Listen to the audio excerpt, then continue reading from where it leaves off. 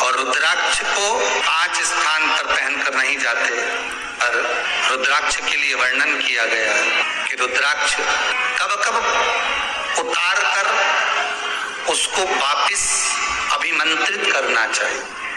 5 जगह पहनकर नहीं जाना चाहिए और रुद्राक्ष को अभिमंत्रित करना मतलब सीधा अमावस्या के दिन, पूर्णिमा के दिन, शिवरात्रि के दिन, श्रावण महीने के सोमवार को, प्रदोष के दिन, ये दिन आपके शरीर में जहां पर भी रुद्राक्ष है, आपके गले में अगर आप रुद्राक्ष पहने हो, आपके हस्त कमल में आप रुद्राक्ष पहने हो, आपने अपने पास में कहीं रुद्राक्ष रख रखा है, तो उस रुद्राक्ष को अमावस्या, पूर्णिमा, शिवरात्रि या श्रावण का सोमवार या प्रदोष आदि इस दिन उस रुद्राक्ष को एक बार दूध में धोने के बाद उसमें थोड़ा सा सरसों का तेल अवश्य लगाना चाहिए।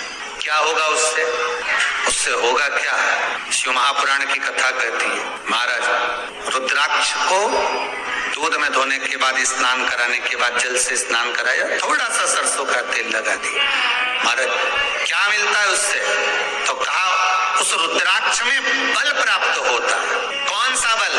जो शरीर के अंदर बीमारियां बढ़ती हैं, उस बीमारी को वो रुद्राक्ष धीरे धीरे समाप्त करना प्रारंभ कर देता है। पर एक और चीज याद रखना, जिस रुद्राक्ष के पानी को आप बीमारी के समय पर गलाकर पीते हो, उसमें सरसों का तेल नहीं लगाना, उसमें सरसों का तेल नहीं लगाना है। उसको तो आप केवल स्नान कराओ दूध से, जल से, और फिर उसको गला दीजिए, उसका पानी आप पीना चालू कर दीजिए। जिसको बड़ी बीमारी होती है उसके लिए कल कथा में वर्णन किया रुद्राक्ष के जल। रुद्राक्ष का जल पिया जाता है शरीर के अंदर से रोग को, बीमारी को हटाने के, रोग बीमारी को समाप्त कर। तब 5 स्थान बता दिए, 5 जगह बता दी, 5 स्थान निश्चित कर दिए जहां पर रुद्राक्ष को पहनकर नहीं जाना।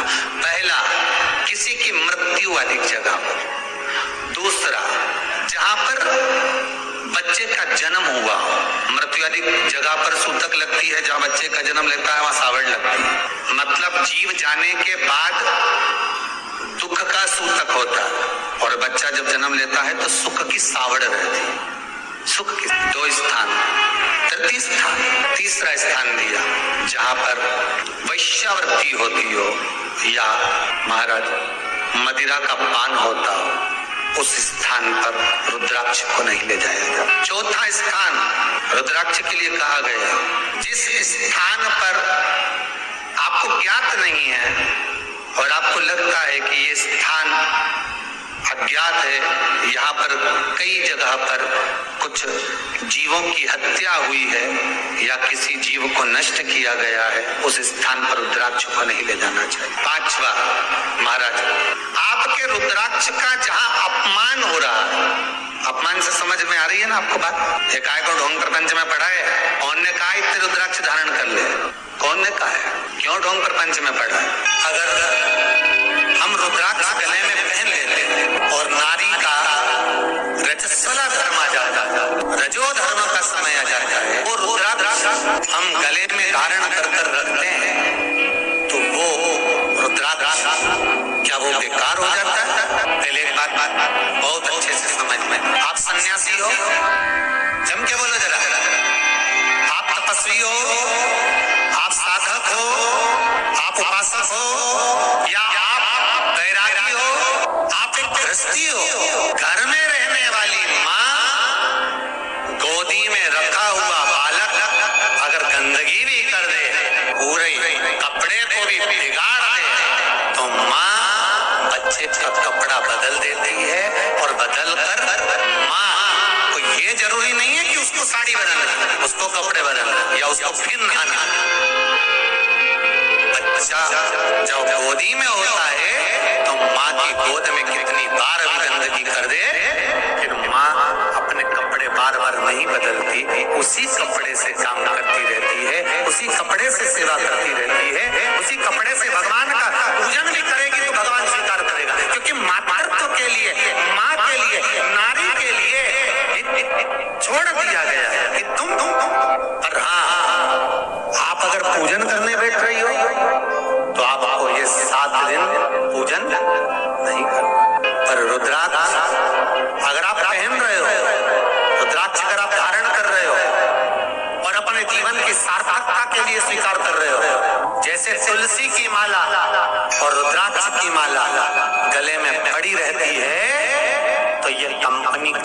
ट्रेडमार्क होता है कि तुम कौन सी ब्रांड के हो।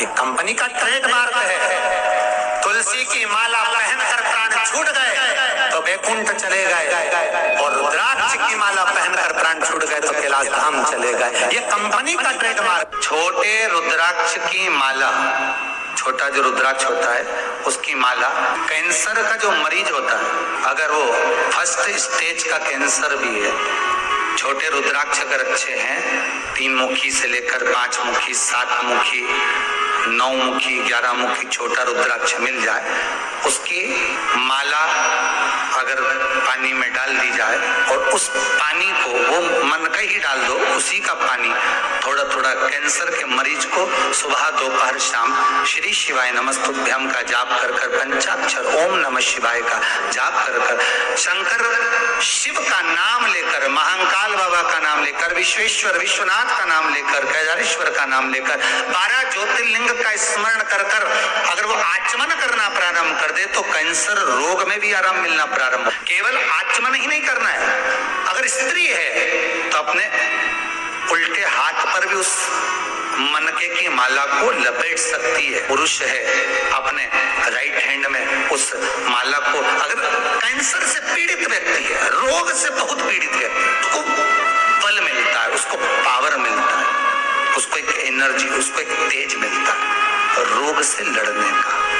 कई लोग कहते हैं महाराज जी रुद्राक्ष को सिद्ध कैसे करना चाहिए, तो शिव महापुराण में एक ही उपाय लिखा है, 108 बेलपत्र पर शंकर का नाम लिखकर समर्पित कर दो, या लाल चंदन चढ़ाकर समर्पित कर दो रुद्राक्ष के ऊपर, या उस रुद्राक्ष को आप अभिषेक में समर्पित कर, या उस रुद्राक्ष को सरसों के तेल में रखकर उसको फिर समर्पित शिव जी को कर।